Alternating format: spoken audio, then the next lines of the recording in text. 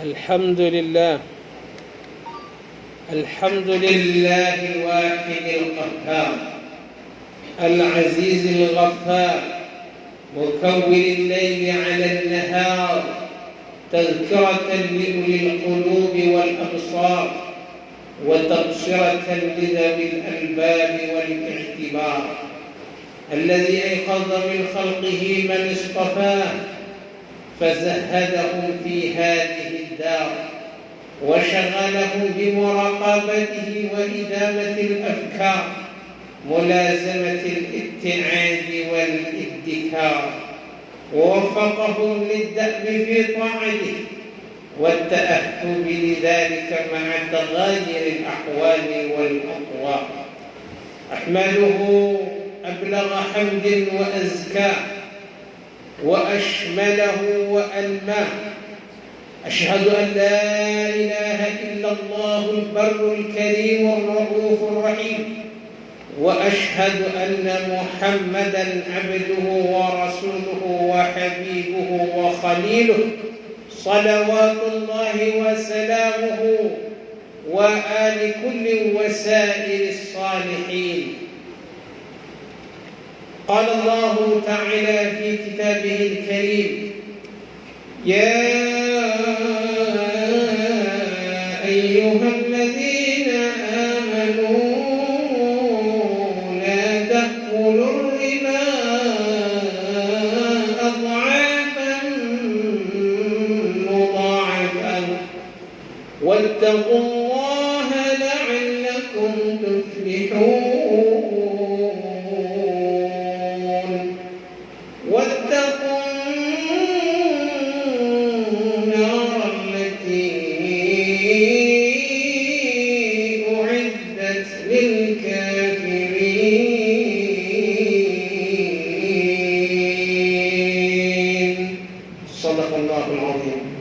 أوصي نفسي وإياكم بتقوى الله وطاعته فقد فاز المتقون.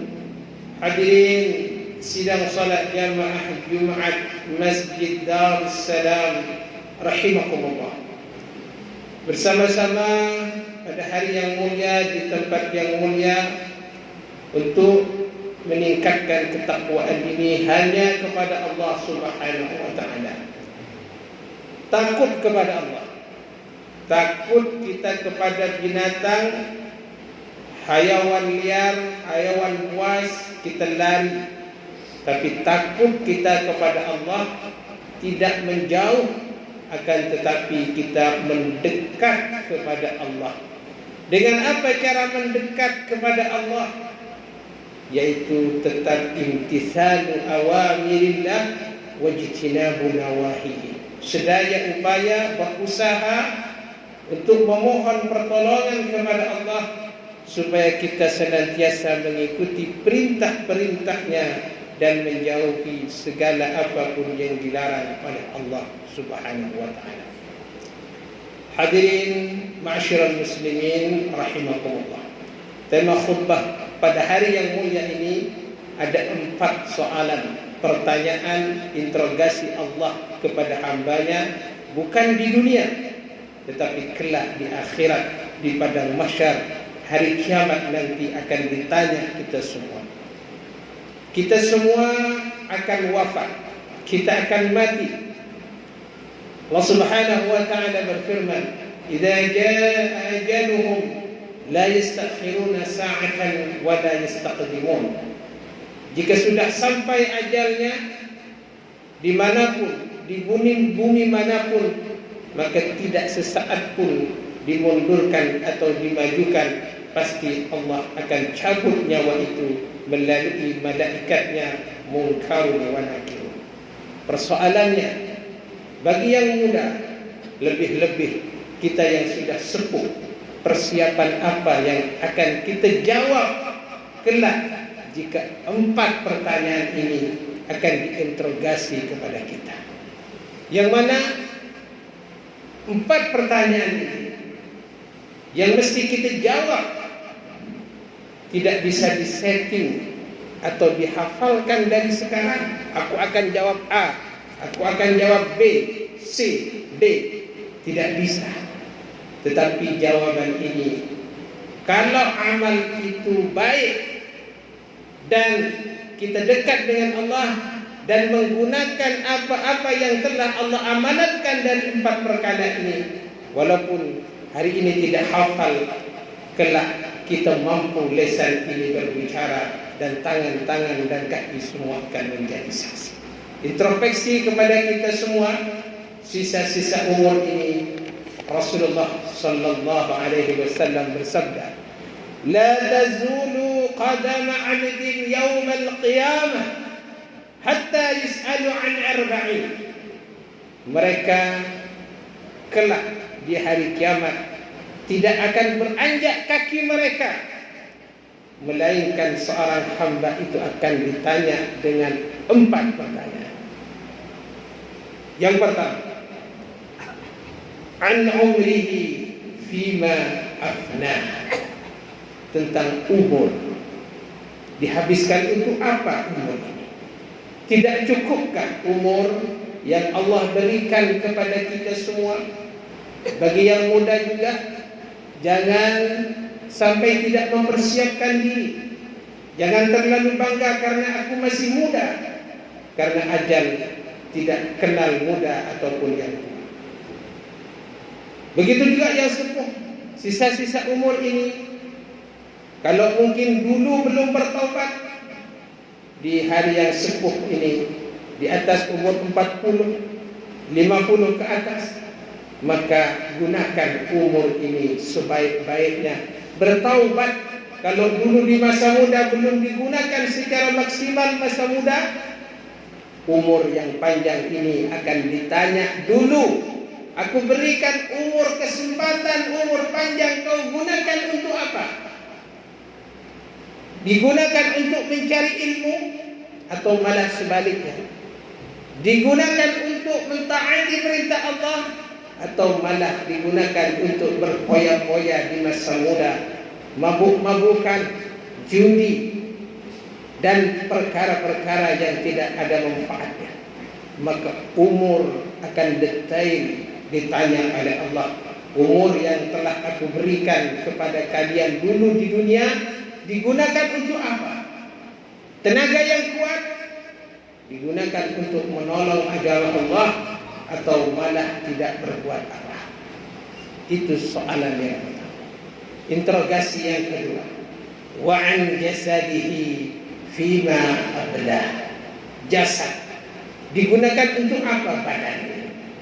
Tangan ditanya, kaki ditanya, dilangkahkan kemana kaki dulu itu? Ke tempat maksiat, ke tempat ibadah.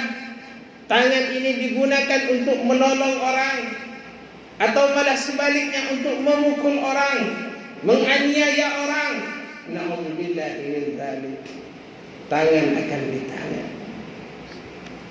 mata akan ditanya. Lebih banyak melihat Facebook. Bukan semua Facebook tidak baik. Ada baiknya kalau kita lihat di situ ceramah atau Al-Quran.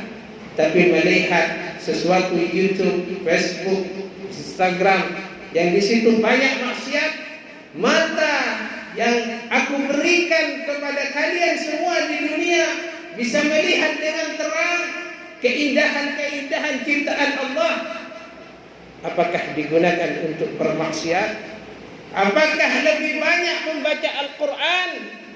Sebagaimana baru-baru ini beliau Al-Habib Umar bin Al-Hafidh dari Hadramaut, kata teman dekatnya yang mendampingi beliau, Masya Allah, tabarakallah, karamahnya luar biasa, zuriyah keturunan Rasulullah sallallahu alaihi wasallam. Di dalam kesehariannya tidak lepas hari-harinya, detik demi detik, melainkan membaca Al-Quran.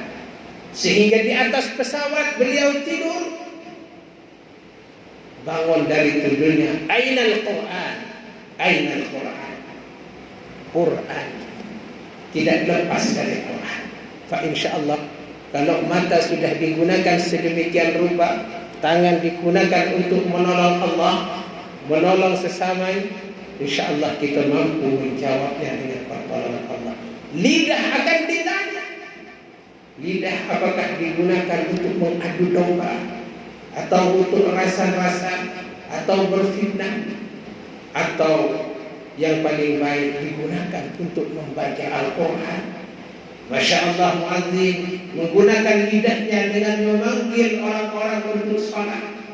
Panggilan yang luar biasa, pahala yang luar biasa, digunakan untuk Allah atau malah sebaliknya. Semua akan ditanya. Telinga akan ditanya, apakah digunakan untuk mendengarkan musik-musik yang diharamkan oleh Allah, atau lebih banyak mendengarkan salawat, atau malah juga yang paling bagus mendengarkan firman-firman Allah, hadis-hadis Rasulullah. Inna as-sam'a wal basar wal fu'ada kullu dhalika kana 'anhu mas'ula. Pendengaran, wal basar penglihatan, wal fu'ad hati akan ditanya. Semua tubuh badan ini akan ditanya, dan nanti yang menjadi saksi adalah tangan, kaki, semuanya menjadi saksi. وَجَعَلْنَا مِنْ بَيْنِ أَيْدِيهِمْ سَدًّا وَمِنْ خَلْفِهِمْ سَدًّا فَأَغْشَيْنَاهُمْ فَهُمْ لَا يُبْصِرُونَ الْيَوْمَ نَخْتِمُ عَلَى أَفْوَاهِهِمْ وَتُكَلِّمُنَا أَيْدِيهِمْ وَتَشْهَدُ أَرْجُلُهُمْ بِمَا كَانُوا يَكْسِبُونَ. Pada hari itu lidah akan dikunci, yang menjadi saksi adalah tangan dan kaki kita. Itulah pertanyaan yang kedua. An jasadihi fima ablah. Yang ketiga, wa an ilmihi fima fa'alah. Tentang ilmu, diamalkan untuk apa ilmu itu. Ini pukulan kepada kami, kepada teman-teman ustaz, masyayikh, para ilmu ulama, ngapunten, yang punya ilmu, terutamanya ilmu agama. Sebenarnya tidak terbatas kepada ilmu agama, ilmu apa saja yang baik akan ditanya. Tetapi nasihat kepada kami pribadi, ilmu, umur yang panjang digunakan untuk mencari ilmu atau tidak? Setelah dapat ilmu, ilmu itu diamalkan atau tidak? Oleh kami pribadi terutamanya, karena besar dosanya bagi orang yang pandai berkata-kata tetapi tidak bisa melaksanakannya. Kabura maqtan 'indallahi an taqulu ma la taf'alun. Dosa besar bagi orang yang hanya pandai berbicara nasihat-nasihat yang baik tetapi dirinya tidak mau melakukan. Bahkan di dalam firman Allah Subhanahu wa taala yang sangat keras, yang sangat ekstrim kalau bahasa modernnya, mazalul ladzina humilut taurat thumma lam yahmiluha kamazalil himar yahmilu asfara. Perumpamaannya orang-orang yang tahu bacaan kitab Taurat zaman dulu. Tentunya kalau sekarang orang yang pintar membaca Al-Quran, thumma lam yahmiluha, kemudian dia tidak membawanya, arti tidak membawanya, tidak mengamalkan isinya, maka kata Allah, kamazalil himar, dia seperti himar yang membawa lembaran-lembaran. Na'udzubillah min dzalik.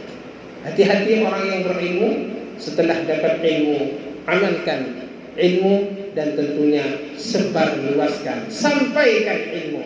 Alhamdulillah, tiap Jumat nasihat menasihati dalam kebaikan, walaupun kadang nasihat-nasihat ini sudah diulang lagi, tetapi dengan nasihat kebaikan itu mengingatkan kita untuk lebih dekat kepada Allah Subhanahu wa taala.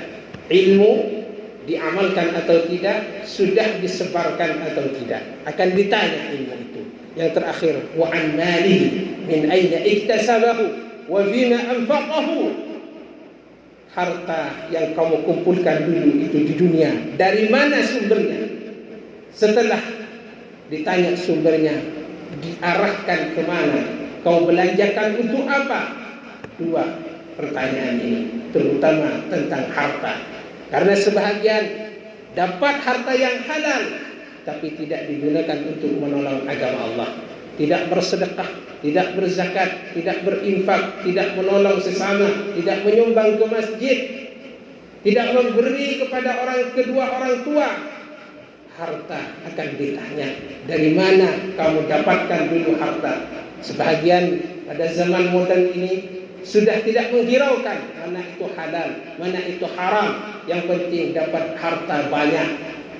Dia berani korupsi, berani mencuri, berani mengurangi timbangan. Bagi yang kerja di kantor, berani mencuri tulang.